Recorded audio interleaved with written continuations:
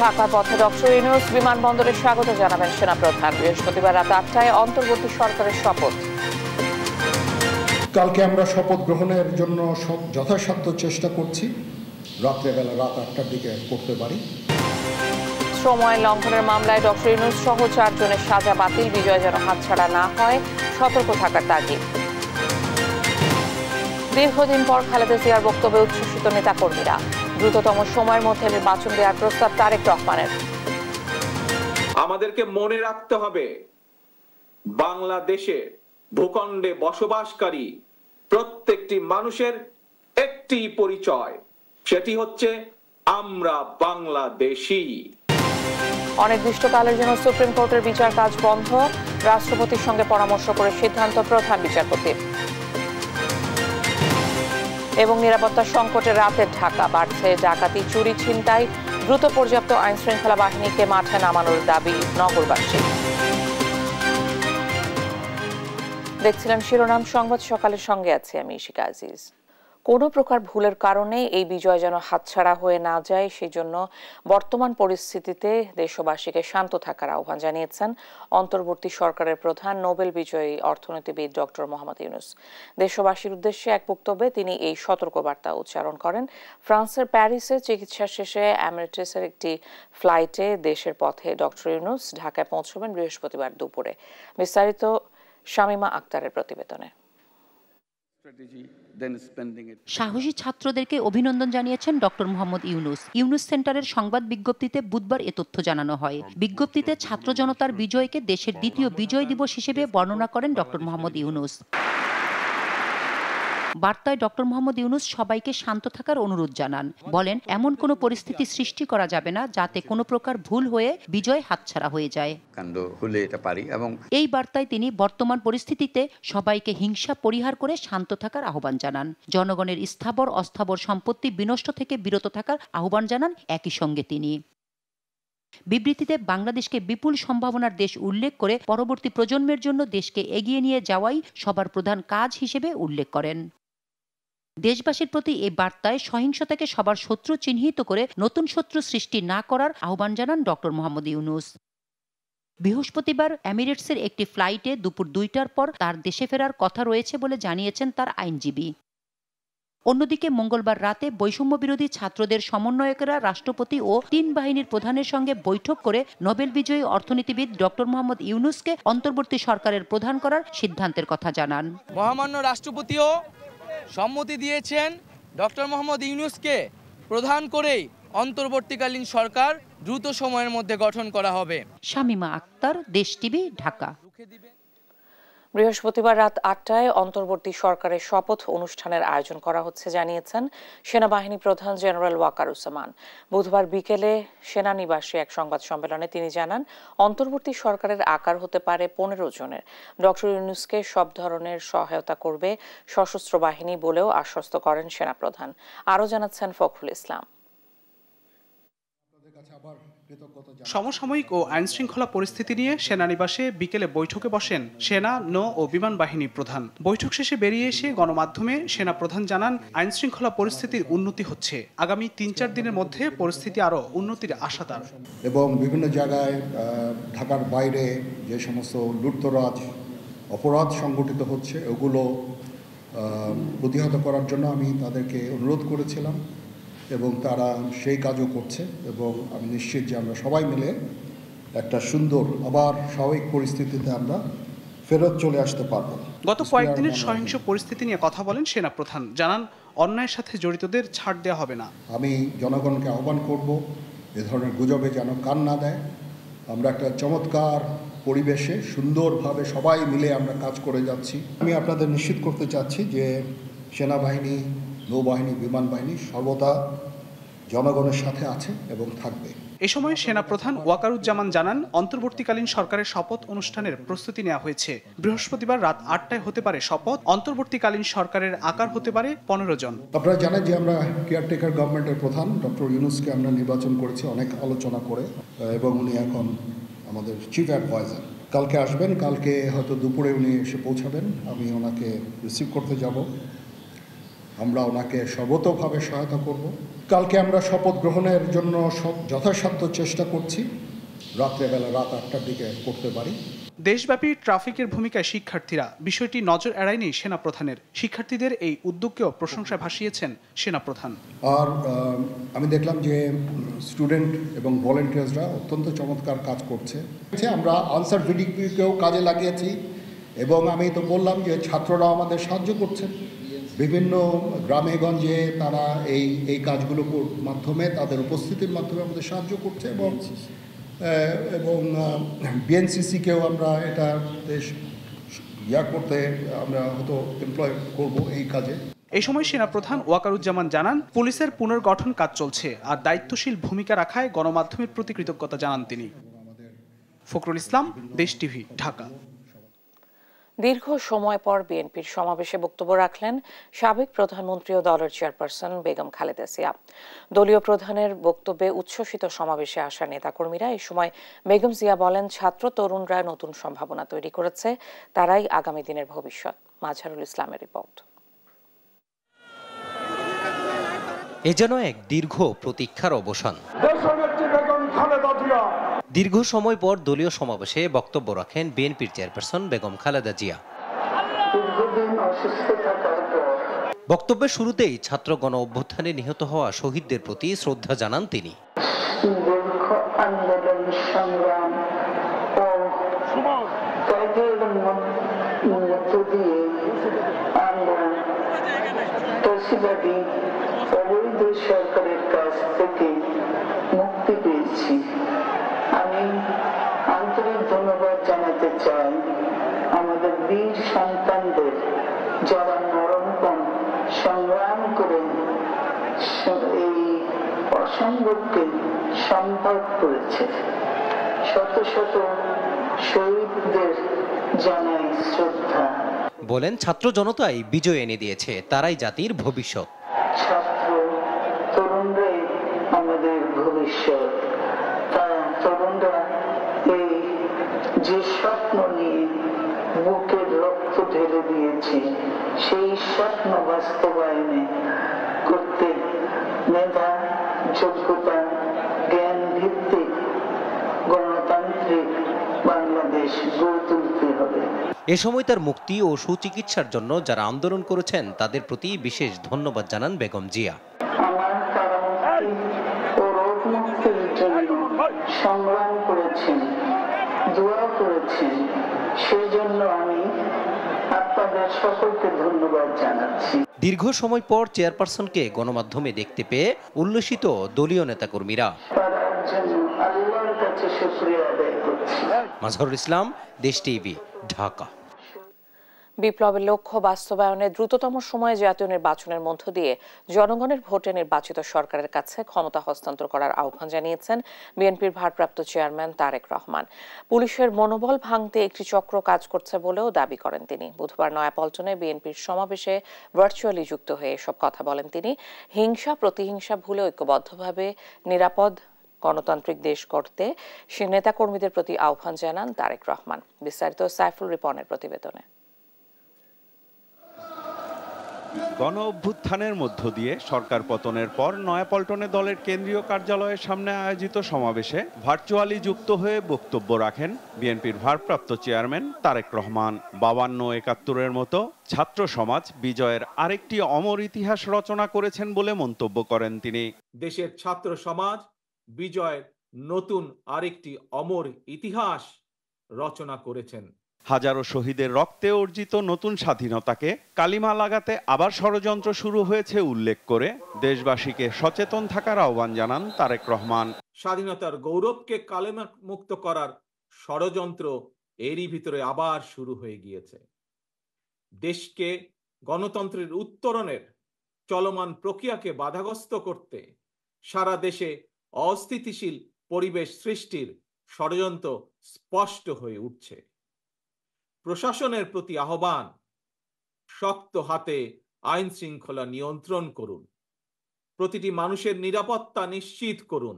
সব ধর্ম ও বিশ্বাসের মানুষের নিরাপত্তার ঢাল হিসেবে দাঁড়াতে দলের নেতাকর্মীদের নির্দেশ দেন বিএনপির ভারপ্রাপ্ত চেয়ারম্যান।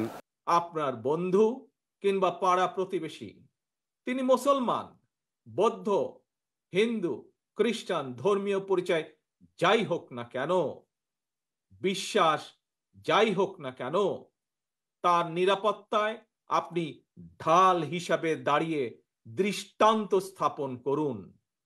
গণহত্যাকারী শেখ হাসিনা বিনা ভোটে ক্ষমতায় থাকতে আইন শৃঙ্খলা বাহিনীকে জনগণের শত্রু হিসেবে দাঁড় করিয়েছে বলেও অভিযোগ করেন তিনি। কেউ দয়া করে নিজের হাতে আইন তুলে নেবেন না। পুলিশ জনগণের শত্রু নয়। গণহত্যাকারী হাসিনা বিনা ভোটে ক্ষমতায় থাকার জন্য আইন শৃঙ্খলা বাহিনীকে জনগণের শত্রু হিসাবে দাঁড় করিয়েছে। একটি চক্র ছাড়া অধিকাংশ পুলিশ কর্মকর্তা এবং সদস্য চাকরিবিধি মেনেই, দেশের আইন কানুন মেনেই দায়িত্ব পালনের চেষ্টা করছেন। বিপ্লবের লক্ষ্য বাস্তবায়নে দাবি করেন দ্রুততম সময়ে জাতীয় নির্বাচনের মধ্য দিয়ে জনগণের সরকারের হাতে ক্ষমতা হস্তান্তরের। ছাত্র জনতার এই রক্ত ঝরা বিপ্লবের চূড়ান্ত লক্ষ্য একটি বৈষম্যহীন গণতান্ত্রিক বাংলাদেশ। তাই বিপ্লবের লক্ষ্য বাস্তবায়নে দ্রুততম সময়ের মধ্যে জাতীয় নির্বাচন অনুষ্ঠান করতে হবে। হিংসা প্রতিহিংসা নয়, মুক্তিযুদ্ধের মূল মন্ত্রে দুর্নীতিমুক্ত, নিরাপদ ও গণতান্ত্রিক দেশ গড়ার শপথ নিতে নেতাকর্মীদের প্রতি আহ্বান জানান বিএনপির ভারপ্রাপ্ত চেয়ারম্যান। জনগণকে সঙ্গে রাখবেন, কারণ জনগণই বিএনপির সকল ক্ষমতার উৎস। সাইফুল রিপন, দেশ টিভি, ঢাকা। গণ অভ্যুত্থানের মধ্য দিয়ে আসা বিজয় সুসংহত করাই এখন মূল কাজ বলে মন্তব্য করেছেন বিএনপি মহাসচিব মির্জা ফখরুল ইসলাম আলমগীর। অন্তর্বর্তী সরকার গঠনে আর সময় ক্ষেপণ না করার তাগিদ দেন তিনি। এ সময় যে কোনো অশুভ শক্তিকে মোকাবেলার দৃঢ় প্রত্যয় ব্যক্ত করেন বিএনপির নীতি নির্ধারকরা। বিস্তারিত সাইফুল রিপনের প্রতিবেদনে। নয়াপল্টনে দলের কেন্দ্রীয় কার্যালয়ের সামনে আয়োজিত সমাবেশ পরিণত হয় জনসমুদ্রে। জনসমুদ্রে আসা নেতাকর্মীরা প্রত্যয় জানান সর্বোচ্চ ত্যাগের বিনিময়ে যে গণ অভ্যুত্থান তা বৃথা যেতে দেবেন না তারা। এই খুনি স্বৈরাচারী হাসিনা সরকার যেমনি ভাবে পতন হয়েছে, সবাই শিক্ষা নেওয়া উচিত। আমাদের এক থেকে এই স্বাধীনতা, আজকে দ্বিতীয় স্বাধীনতাকে রক্ষা করতে হবে, দেশকে রক্ষা করতে হবে। বিএনপির শীর্ষ নেতারা বলেন গণতন্ত্র প্রতিষ্ঠার চলমান লড়াইকে বিপদগামী করতে এখনো গত সরকারের সুবিধাভোগীরা নানাভাবে চেষ্টা করছে। এই যে সফল লড়াই, এই লড়াইকে বিপদগামী করার জন্য চক্রান্তকারীরা, বিগত সরকারের সুবিধাভোগীরা নানাভাবে চেষ্টা করছে। রাজনৈতিক অধিকার, সাংবিধানিক অধিকার নিশ্চিত করতে হবে। কোন দলে, কোন গোষ্ঠীর স্বার্থ সংরক্ষণে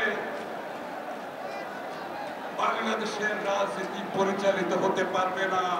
যে কোনো অশুভ শক্তিকে মোকাবেলা করার দৃঢ় প্রত্যয় জানান বিএনপির নীতি নির্ধারকরা।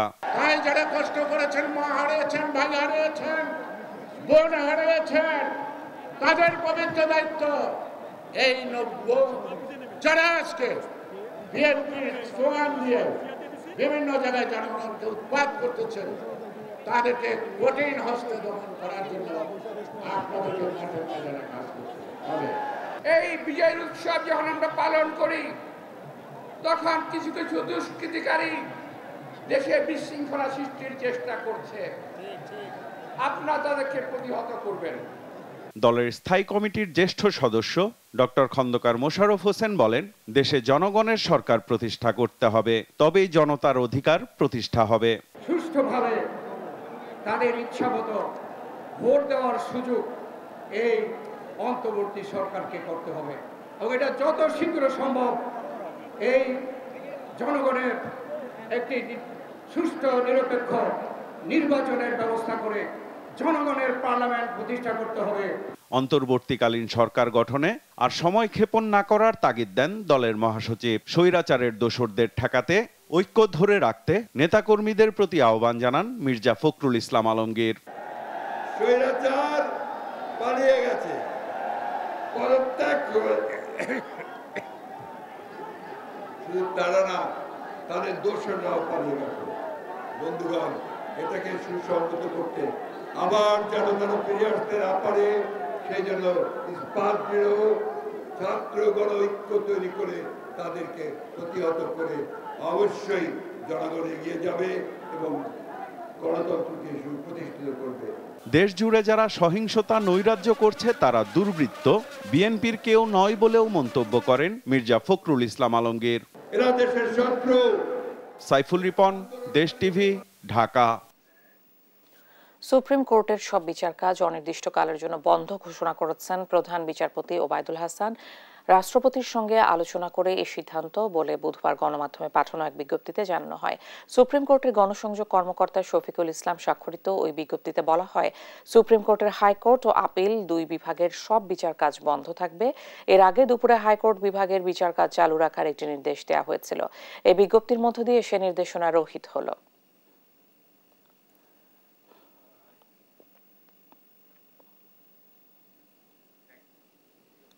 বাংলাদেশ ব্যাংকের কর্মচারীরা প্রতিষ্ঠানটির শীর্ষ কর্মকর্তাদের যে পদত্যাগের দাবি করেছেন সে বিষয়ে সিদ্ধান্ত নেবে অন্তর্বর্তী সরকার। তাদের চুক্তিভিত্তিক নিয়োগ দিয়েছে স্বৈরাচার শেখ হাসিনা সরকার জানিয়ে ব্যাংকের মুখপাত্র মেজবাউল হক বলেন, নতুন কোনো সরকারকেই তাদের বিষয়ে সিদ্ধান্ত নিতে হবে। বিস্তারিত শিউলি রায় রিপোর্টে।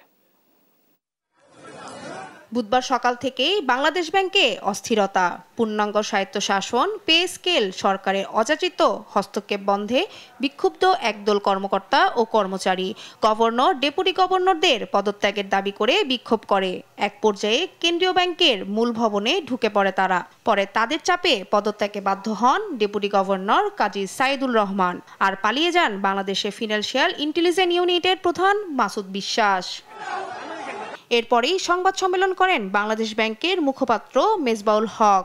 এই সময় তিনি জানান, বাংলাদেশ ব্যাংকের কর্মচারীরা ব্যাংকের শীর্ষ কর্মকর্তাদের যে পদত্যাগের দাবি করেছেন সেই বিষয়ে সিদ্ধান্ত নেবে অন্তর্বর্তী সরকার। সরকার কর্তৃক চুক্তিভিত্তিক নিয়োগকৃত ডেপুটি গভর্নর, বিএফআইও প্রধান ও পলিসি অ্যাডভাইজারের পদত্যাগ দাবি করেন। পদত্যাগ ও উত্থাপিত বিষয়গুলো বিদ্যমান আইন অনুযায়ী সরকারের এখতিয়ারভুক্ত হওয়ায় অন্তর্বর্তী সরকার গঠিত হলে তা দ্রুত সময়ে সরকারের বিবেচনার জন্য প্রেরণের সিদ্ধান্ত গ্রহণ করা হয়। এই সময় এস আলম গ্রুপের মালিকাধীন 7টি ব্যাংকের বিষয়ে মেজবাউল হকের কাছে জানতে চান সাংবাদিকেরা। তা নিয়ে পুরো বিষয়টি খোলাসা করেন তিনি। আজকে যারা কর্মকর্তা কর্মচারীরা এসেছিলেন তাদেরকেও দায়িত্ব দেওয়া হয়েছে এই ধরনের যে প্রয়োজনীয় আইনি সংস্কারগুলো দরকার, যেটাতে এই ধরনের হস্তক্ষেপ, এই ধরনের ইয়েকে দূর করা যায়, সেইটা আমরা সরকারের কাছে প্রস্তাবনা করব। অর্থ পাচারের সঙ্গে জড়িত বিভিন্ন ব্যাংকের পরিচালক ও এমডিদের ব্যাংক হিসাব জব্দ করার বিষয়ে প্রশ্ন করলে এড়িয়ে যান মেজবাউল হক। রেগুলার সরকার হবে, আমরা তখন আবার আপনাদের সঙ্গে নতুন ইয়েতে বলবো। শিউলি রায়, দেশ টিভি, ঢাকা।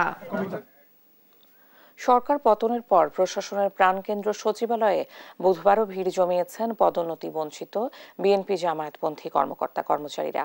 বুধবার দুপুরে জনপ্রশাসন মন্ত্রণালয়ের লাইব্রেরিতে একত্রিত হন পদোন্নতি বঞ্চিত এসব কর্মচারীরা। এ নিয়ে পরে সাংবাদিকদের সাথে কথা বলেন জনপ্রশাসন মন্ত্রণালয়ের সিনিয়র সচিব মোহাম্মদ মেজবাউদ্দিন চৌধুরী। বলেন, প্রধানমন্ত্রীর অনুপস্থিতিতে নির্বাহী দায়িত্ব পালন করছেন রাষ্ট্রপতি। দেশে সাংবিধানিক কোনো শূন্যতা নেই বলেও স্পষ্ট করেন তিনি। আমাদের মহামান্য রাষ্ট্রপতি আছেন, তিনি এখন আমাদের নির্বাহী প্রধান হিসেবেও দায়িত্ব পালন করছেন। সুতরাং শূন্যতা আছে যেটা এটা আসলে ঠিক নয়। আমাদের যে কাজগুলো আছে যেগুলো খুবই জরুরি ভিত্তিতে আমাদের কাজ করতে হচ্ছে, আমরা মহামান্য রাষ্ট্রপতির নির্দেশনা নিয়ে আমরা সেগুলো কাজ করছি। সুতরাং সিদ্ধান্ত গ্রহণের ক্ষেত্রে কোনো ধরনের লিমিটেশন, বড় ধরনের লিমিটেশন আছে বলে আমি মনে করি না। আমরা আছি, আমাদের জনপ্রশাসন মন্ত্রণালয় সহ আমাদের সকল মন্ত্রণালয় বিভাগ সচিব মহোদয়রা কাজ করছেন এবং আমাদের সকল কর্মকর্তা কর্মচারী তারাও সকলের কাজে আছে। শেখ হাসিনা দেশ ছাড়ার পর রাজধানী ঢাকা পুলিশ শূন্য হয়ে পড়ে। এতে রাজধানী জুড়ে দেখা দিয়েছে নিরাপত্তার সংকট। দিনে ঠিক থাকলেও রাত বাড়ার সঙ্গে সঙ্গে বাড়ে দুর্বৃত্তের আনাগোনা, হয় চুরি ডাকাতি। আতঙ্কিত নগরবাসীর দাবি, দ্রুত আইন শৃঙ্খলা বাহিনীকে নামাতে হবে মাঠে। বিস্তারিত ইফতেখার রেজা রিপোর্টে। রাতভর রাজধানীর বিভিন্ন এলাকা থেকে আসতে থাকে ডাকাতির সংবাদ। ইসিবি চত্বর, মিরপুর, বছিলা ও সাভারে ডাকাতের ভয়ে আতঙ্কে কাটিয়েছেন বাসিন্দারা। একই চিত্র উত্তরা এলাকায়। এলাকাবাসীকে মাইকে করা হয় সচেতন। ডাকাতির খবরে রাত জেগে পাহারা দেন আশেপাশের বিভিন্ন এলাকার মানুষ। যারা কিনা ভিতরে ঢোকার চেষ্টা করেছিল, আমরা দেখেছি, তাদেরকে ধাওয়া করেছি, পালিয়ে গেছে। দুজন বোধহয় আর্মিরা অ্যারেস্ট করেছে। তোরার বিভিন্ন জায়গাতে চুরি এবং ডাকাতি হচ্ছে। ভলেন্টিয়ার টিম আছে, আমরা প্রত্যেকে লাঠি সোটা নিয়ে আমাদের এখানে 6টা গেটে আমরা প্রত্যেকে দাঁড়িয়ে যাই। এখন পর্যন্ত সব ঠিক আছে। রাতেই সেনাবাহিনীর হাতে ধরা পড়ে বেশ কয়েকজন ডাকাত। কোন বড় ভাই দিছে? বড় ভাইয়ের নাম কম। বড় ভাইয়ের নাম কম। নাইট, এই নাইট করে কি? এই নাইট করে কি? হ্যাঁ? চুরি ছিনতাই করে। 500 বড় ভাই পাইছে কই? আগে কই? একজনের আগে গেল। তুই কি করিস? একটাই তো পেশা কি? পুলিশের অনুপস্থিতির সুযোগে ছিনতাই ও ডাকাতির ঘটনায় মানুষের মধ্যেও আতঙ্ক বিরাজ করছে। রাত্রেবেলা অনেক সময় ছিনতাই হয়, অনেক সময় মলমবাড়ি খপ্পরে পড়ি, অনেক সময় মনে করে সলতাড়ি করে নিয়ে যায়। আমরা এখন নিরাপত্তায় ভুগতেছি। এই মুহূর্তে আমাদের সব জায়গায় পুলিশ মোতায়েন করা দরকার। জীবনের কারো নিরাপত্তা নেই। কালকে মোহাম্মদপুরে 5-6টা বাসায় ডাকাতি হয়েছে। আমরা নিরাপত্তাহীনতায় ভুগছি। এখানে কোনো নিয়ন্ত্রণ নেই। পুলিশ থাকলে তো নিয়ন্ত্রণ থাকতো। কোনো একটা কেউ অকারেন্স করতে হলে চিন্তা করবে। নিরাপদ বোধ করছেন না হাসপাতালে ভর্তি হওয়া রোগীরাও। এদিকে কারওয়ান বাজারে ব্যবসায়ীরা নিজেরাই গড়েন নিরাপত্তার বলয়। তবে নিরাপত্তা নিশ্চিতে দ্রুত পুলিশকে মাঠে নামানো জরুরি বলছেন তারা। এখন টাকা বাসা থেকে আনতে হবে। এখন আমরা ভয়টাকে আনতে পারতেছি না, যে রাস্তা ছিনতাই হয়, এই ভয়টাকে আনতেছি না। নিরাপত্তা তো দরকারই, এজন্য সবারই দরকার, পুলিশও দরকার, সেনাবাহিনী সবারই দরকার। নরসিং থেকে মাল নিয়ে আসছে। আগে তেমন রাস্তাঘাটে পুলিশ আসছিল, যে পাহারাদার আসছিল, যে আমরা নিরাপত্তা দিচ্ছি, নিরাপত্তা পাই না। জায়গা জায়গা চিন্তা করে ধরে মোবাইল টাকা পয়সা আমরা জোর করে নিয়ে নেয়। ব্যবসা বাণিজ্য করার স্বার্থে আমাদের আইন প্রয়োজনের দরকার আছে, কারণ সাধারণ পাবলিক আমরা যদি রাত্রে বিজনেস করি, এখানে বিভিন্ন প্রয়োজনে আমাদের হ্যারাসমেন্ট হতে হয়, সমস্যার সৃষ্টি হতে হয়, তখন প্রশাসনকে আমরা নক করলে তারা আমাদের একটু হেল্প করবে। অন্তর্বর্তী সরকার গঠনের পর আইন শৃঙ্খলা পরিস্থিতি দ্রুত স্বাভাবিক হওয়ার আশা সাধারণের। ইফতেখার রেজা, দেশ টিভি, ঢাকা। স্বৈরশাসক শেখ হাসিনার রাজনৈতিক রোষানলে পড়ে লাঠিয়াল বাহিনীতে পরিণত হয় পুলিশ বাহিনী, এমন মন্তব্য করে ক্ষোভ প্রকাশ করেন পুলিশ অ্যাসোসিয়েশনের নতুন সভাপতি আব্দুল আহেল বাকি। বলেন, পুলিশ 24 ঘন্টায় জনসাধারণের সেবায় নিযুক্ত সংস্থা, তারা কখনো কর্মবিরতিতে যেতে পারে না। বিস্তারিত শাহাদাত নিশাদের রিপোর্টে। পুলিশ বাহিনীতে চলমান অস্থিরতা নিয়ে বুধবার দুপুরে সংবাদ সম্মেলনে আসেন বাংলাদেশ পুলিশ অ্যাসোসিয়েশনের বৈষম্যের শিকার সদস্যরা। শুরুতেই সংগঠনের পূর্বের কমিটির অনুপস্থিতি ও পুলিশ সদস্যদের সক্রিয়তার লক্ষ্যে নতুন কমিটি ঘোষণা করা হয়। এতে নবগঠিত কার্যনির্বাহী কমিটিতে পুলিশ পরিদর্শক আব্দুল আহেল বাকিকে সভাপতি এবং পুলিশ পরিদর্শক দাউদ হোসেনকে সাধারণ সম্পাদক নির্বাচন করে সদস্যদের একাংশ। এ সময় সংগঠনের একাধিক সদস্য তুলে ধরেন তাদের বৈষম্যে পড়ার গল্প। আমি প্রথম ভিকটিম। আমাকে 2007 সালে বান্দরবনে পাঠাই দেওয়া হয় এবং তারপরে থানসি থানায় দেওয়া হয় এবং তারপরে সেখানে আমি 1 বছর চাকরি করি। আমি নিয়ম মানি, আমি চাকরি করেছি সুন্দরভাবে। এরপরে আমাকে আকস্মিকভাবে সাসপেন্ড করা হয়। সংবাদ সম্মেলনে নতুন সভাপতি সাংবাদিকদের বলেন, স্বৈরাচার শেখ হাসিনা সরকারের রোষানল পুলিশ বাহিনীকে লাঠিয়াল বাহিনীতে পরিণত করেছে। আমরা এই দেশটাকে সুন্দরভাবে গড়তে চাই। যে আইন শৃঙ্খলার অবনতি হয়েছে এটা পুনরুদ্ধার করতে চাই, মানুষকে স্বস্তি দিতে চাই, মানুষকে নিরাপত্তা দিতে চাই, মানুষের মনে সমস্ত রকমের সন্দেহ দূর করতে চাই, মানুষকে পুলিশের প্রতি আস্থায় ফিরিয়ে নিয়ে আসতে চাই। এই কাজগুলো আমরা করব। স্বৈরাচারের দোষর হিসেবে কিছু পুলিশ কর্মকর্তা বাহিনীকে জনরোষের মুখে ফেলে তারা এখন আত্মগোপনে বলেও মন্তব্য করেন নতুন সভাপতি। সে সঙ্গে দালালির মাধ্যমে দুর্নীতি করে সম্পদের পাহাড় গড়ার অভিযোগ তোলেন অনেক কর্মকর্তার বিরুদ্ধে। স্বৈরাচারের পতনের পর থেকে দেশব্যাপী নির্যাতিত জনমানুষের ক্ষোভে পুলিশের অনেক স্থাপনা আজ ক্ষতিগ্রস্ত এবং বহু পুলিশ সদস্য আহত ও নিহত হয়েছেন। যে সকল পুলিশ সদস্যগণ খুনি হাসিনা সরকারের আজ্ঞাবহ হিসেবে পুলিশ বাহিনীকে জনগণের প্রতিপক্ষ হিসেবে দাঁড় করিয়েছে, তারা প্রায় সকলেই আজ গা ঢাকা দিয়ে আছে। এ সময় তারা নতুন আইজিপির নেতৃত্বে দ্রুত কাজে ফেরার আশা প্রকাশ করেন। শাহাদাত নিশাদ, দেশ টিভি, ঢাকা।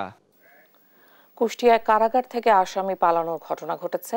আনুমানিক 10 থেকে 12 জন আসামি পালিয়েছেন বলে ধারণা করছেন জেল সুপার। বিএনপি নেতাদের জামিন হলে তাদের সাথে কারামুক্ত হতে অন্য বন্দীরা হট্টগোল শুরু করলে বাধ্য হয়ে গুলি চালান কারারক্ষীরা বলে দাবি সুপারের। পরে গোলাগুলির খবরে সেনাবাহিনী এসে পরিস্থিতি নিয়ন্ত্রণে আনে। কুষ্টিয়া থেকে নাহিদ হাসান তিতাসের পাঠানো তথ্যচিত্রে টুম্পা আফরোজের ডেস্ক রিপোর্ট। কুষ্টিয়া জেলা কারাগার থেকে আসামি পালানোর ঘটনা ঘটেছে।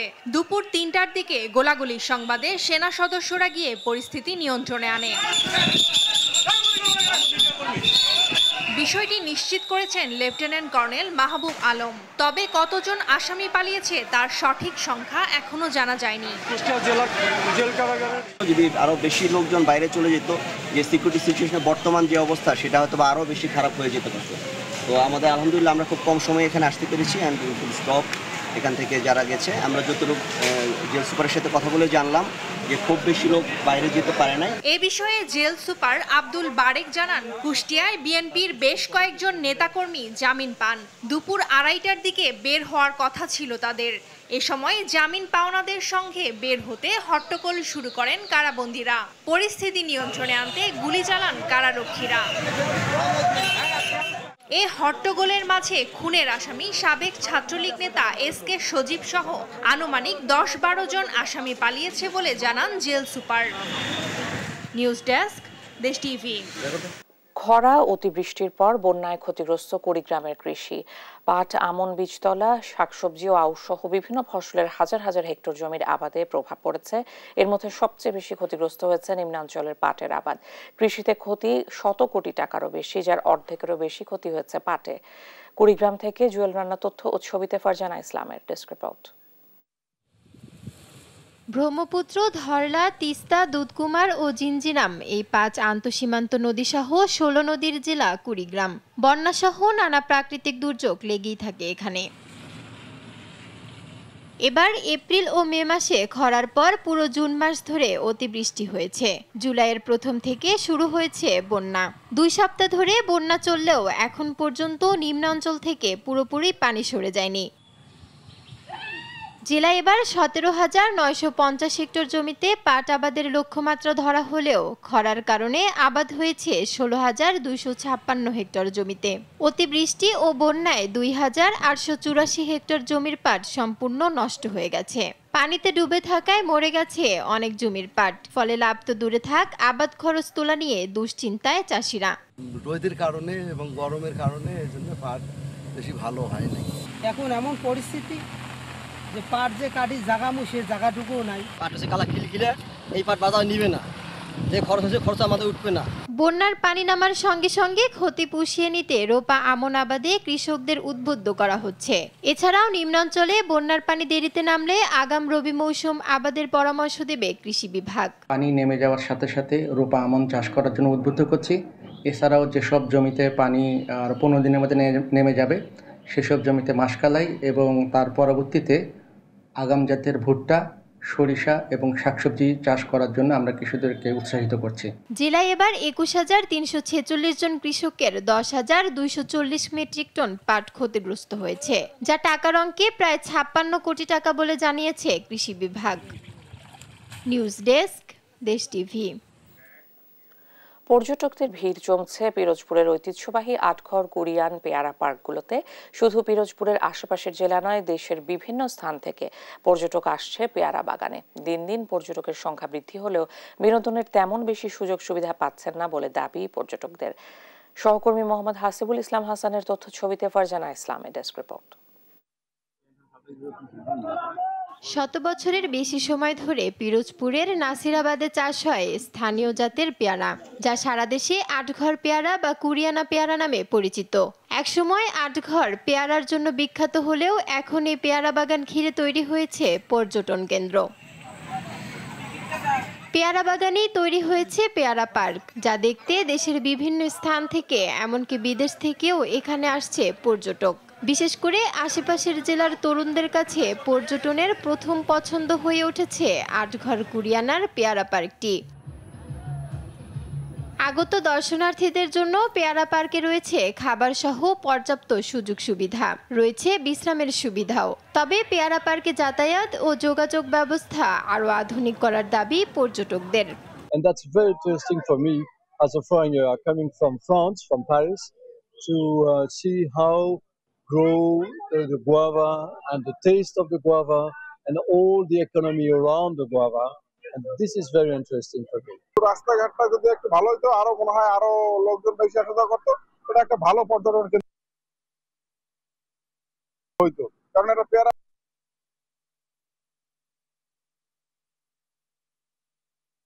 দেখতে আসছি তো, পেয়ারা বাগানটা সচরাচর সব জায়গায় থাকে না, স্পেস একটু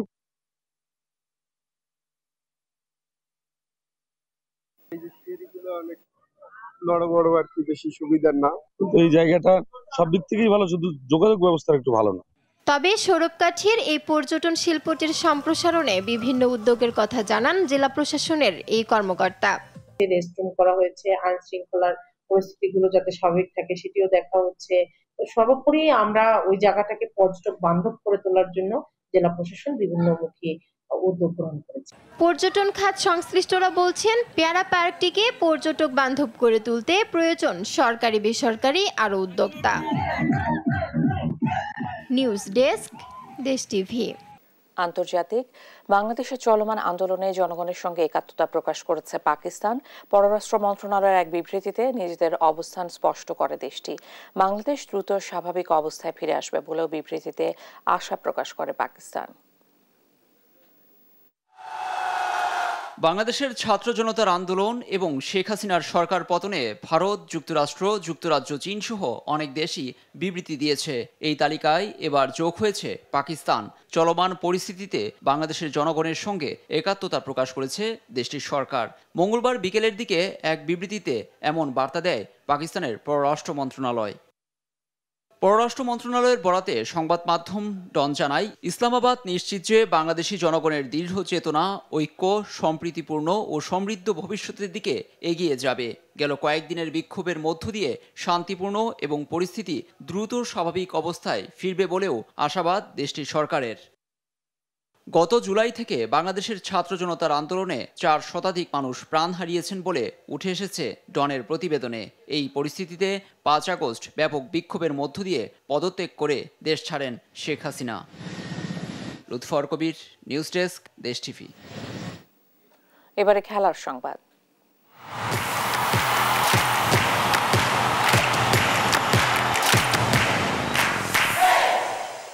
সব অনিশ্চয়তা পেছনে ফেলে অনুশীলনে ফিরেছেন বাংলাদেশ এই দলের ক্রিকেটাররা। বুধবার সকালে মিরপুরে অনুশীলন করেন তারা। পাকিস্তান সিরিজ খেলতে শুক্রবার ঢাকা ছাড়বেন ক্রিকেটাররা। এদিকে রাজনৈতিক অস্থিরতায় নিরাপত্তাজনিত কারণে সাকিব আল হাসানের পাকিস্তান সফর নিয়ে তৈরি হচ্ছে অনিশ্চয়তা। রিফাত আঞ্জুমের রিপোর্ট। রাজনৈতিক অস্থিরতায় সকল অনিশ্চয়তা কাটিয়ে বিরতির পর আবারও মাঠে গড়ালো ক্রিকেটারদের অনুশীলন। পাকিস্তান সফরকে সামনে রেখে মিরপুরের শেরেবাংলা স্টেডিয়ামে অনুশীলন করে বাংলাদেশ এ দলের ক্রিকেটাররা। অনুশীলন শুরুর আগে ছাত্র আন্দোলনে নিহতদের স্মরণে 1 মিনিট নীরবতা পালন করেন ক্রিকেটাররা। সিরিজ বাতিল হবার উপক্রম হলেও বিসিবির ক্রিকেট পরিচালনা বিভাগের ম্যানেজার শাহরিয়ার নাফিস জানিয়েছেন, শুক্রবার পাকিস্তানের উদ্দেশ্যে দেশ ছাড়বে এ দল। আজকের কমিউনিকেশন অনুযায়ী আমরা 9ই আগস্ট যাব, 10ই আগস্ট পৌঁছাবো এবং ইনশাল্লাহ 13ই আগস্ট থেকে আমরা আমাদের সিরিজটা শুরু করতে পারবো। এন্টায়ার সিরিজটা সেম থাকছে, খালি 3 দিন বডিলি শিফট করার জন্য আমরা রিকোয়েস্ট করেছি এবং পাকিস্তান থেকেও এখন পর্যন্ত আমরা পজিটিভ রেসপন্স পেয়েছি। মিরপুরের হোম অফ ক্রিকেটে এদিন এ দলের পাশাপাশি জাতীয় দলের ক্রিকেটাররাও অনুশীলন করে। অনুশীলনের মাঝেই বিসিবি প্রাঙ্গণে এসেছিল সেনাবাহিনীর টহল দল। সারা দেশের পরিস্থিতি বিবেচনা করে নিরাপত্তা নিশ্চিতের জন্যই ছিল সশস্ত্র বাহিনীর এই নিয়মমাফিক পেট্রোলিং। এটা সিকিউরিটি কোনো থ্রেটের জন্য না, তারা যেভাবে সারা দেশে পেট্রোলিংয়ের মাধ্যমে আমাদের আইন শৃঙ্খলা পরিস্থিতি বা সার্বিক পরিস্থিতি নিয়ন্ত্রণ করার চেষ্টা করছে সেটারই একটা অংশ এবং সেভাবেই আজকে প্রতিদিন সকালবেলায় আর্মি একবার এসে যায়। কানাডায় টি-20 লিগে ব্যস্ত সাকিব আল হাসান। একদিন আগেই নামের আগে রাজনৈতিক পরিচয় মুছে যাওয়ায় পাকিস্তান সফরের জন্য সাকিবকে নিয়েও তৈরি হয়েছে অনিশ্চয়তা। সাকিব আল হাসান গতকালকে রাষ্ট্রপতির আদেশ অনুযায়ী সাকিব আল হাসান এখন আর সংসদ সদস্য নন, তো উনি একজন ক্রিকেটারই রয়েছেন। তো প্রত্যেকটা মানুষের সিকিউরিটি কনসার্ন রয়েছে। তো আমরা যেহেতু 12ই আগস্ট পর্যন্ত এনওসি রয়েছে, তারপরে তার বাংলাদেশ ক্রিকেট টিমে জয়েন করার কথা। পাকিস্তানের বিপক্ষে 2 ম্যাচের টেস্ট সিরিজ খেলতে 16 আগস্ট রাতে পাকিস্তানে যাওয়ার কথা রয়েছে বাংলাদেশ জাতীয় দলের। রিফাত আঞ্জুম, দেশ টিভি, ঢাকা। সংবাদ সকালে শিরোনামগুলো জানিয়ে দিচ্ছি আরেকবার।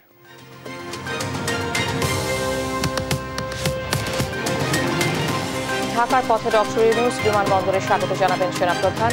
বৃহস্পতিবার রাত 8টায় অন্তর্বর্তী সরকারের শপথ। কালকে আমরা শপথ গ্রহণের জন্য যথাসাধ্য চেষ্টা করছি, রাত্রেবেলা রাত 8টার দিকে করতে পারি। শ্রম আইন লঙ্ঘনের মামলায় ডক্টর ইউনূস সহ 4 জনের সাজা বাতিল, বিজয় যেন হাতছাড়া না হয় সতর্ক থাকার তাগিদ। দীর্ঘদিন পর খালেদা জিয়ার বক্তব্যে উচ্ছ্বসিত নেতাকর্মীরা। দ্রুততম সময়ের মধ্যে নির্বাচন দেওয়ার প্রস্তাব তারেক রহমানের।